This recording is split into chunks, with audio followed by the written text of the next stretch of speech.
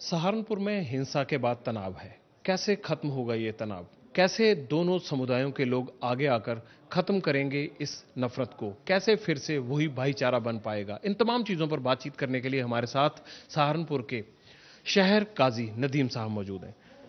नदीम साहब, सबसे पहले पिछले 22 साल में ऐसी कोई घटना नहीं हुई थी, क्या इसे टाला नहीं जा सकता था? ये टाल मटोल का ही नतीजा हुआ कि ये वोलेटाइल सिचुएशन, ये विवाद जो है इतना भड़क गया। किसी मसले को टालना मसले का हल नहीं होता, मसले को सुलझाना मसले का हल होता है। लेकिन अदालत में ये मसला है, अदालत इस मसले को सुलझाएगी। मुझे नहीं लगता कि कोई आम आदमी इसको सुलझा सकता है। तो फिर इंतजार करने की बजाय क्यों इस तरह से जो है वो हिंसा हुई?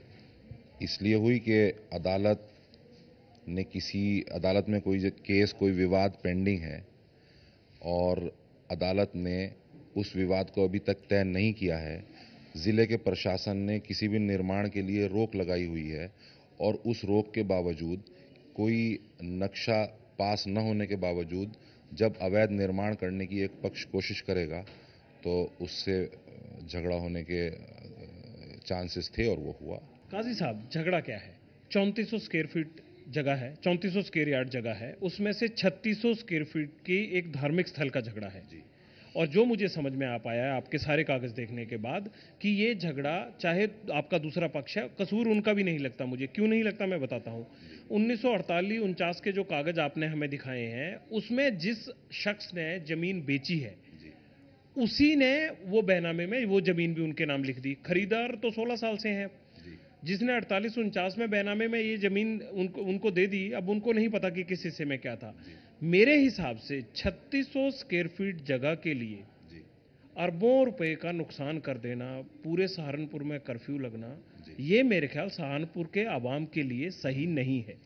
बात 3600 स्क्वायर फीट की नहीं है, बात है कॉन्स्टिट्यूशनल राइट की, संवैधानिक अधिकार की। तो वो तो हाई कोर्ट या दूसरी अदालत देगी ना। तो वो अदालत देगी, तब तक के लिए निर्माण करने की क्या जल्दी है? ये तो आप उस पक्ष से पूछिए जिसने। लेकिन उनका कहना है कि निर्माण तो हो ही नहीं रहा था। 20 बार वो आ चुके हैं, चक्कर लगाए जा चुके हैं यहाँ पर। उन्होंने कहा कि कोई ऐसा विस्तार किया ही नहीं जा रहा था। निर्माण हो रहा था। निर्माण यदि न हो रहा होता, अगर न हो रहा होता तो ये सूरत हाल पैदा ही ना होती।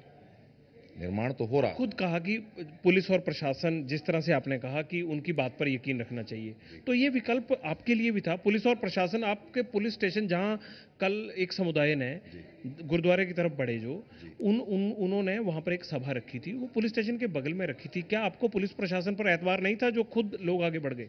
नहीं, पुलिस प्रशासन पर पूरा एतबार था, लेकिन जब फायरिंग हुई उसके बाद। फायरिंग तो बहुत देरी से हुई। हाँ, देखिए, उसके बाद मॉब होता है, उसमें जो है कोई उस तरफ नहीं बढ़ा।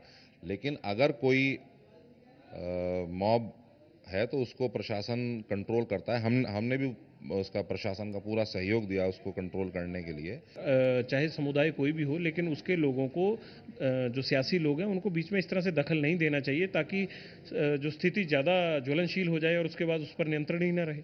नहीं, कल वहाँ पर जितने भी लोग थे, चाहे वो पॉलिटिशियंस थे या गैर पॉलिटिशियंस थे, वो मामले को संभालने की ही कोशिश कर रहे थे। कोई वहाँ पे सियासत नहीं हो रही थी। ये आप यकीनन कह रहे हैं? यकीन, मैं खुद मौके पे मौजूद था। चलिए, बहुत बहुत शुक्रिया। उम्मीद करते हैं कि जिस तरह से काजी साहब कह रहे थे कि कोई सियासत नहीं हो रही थी, इस मसले पर आगे भी सियासत ना हो, तभी सहारनपुर में दोबारा अमन चैन लौट पाएगा। कैमरामैन मनीष के साथ जगविंदर पटियाल, एबीपी न्यूज़, सहारनपुर।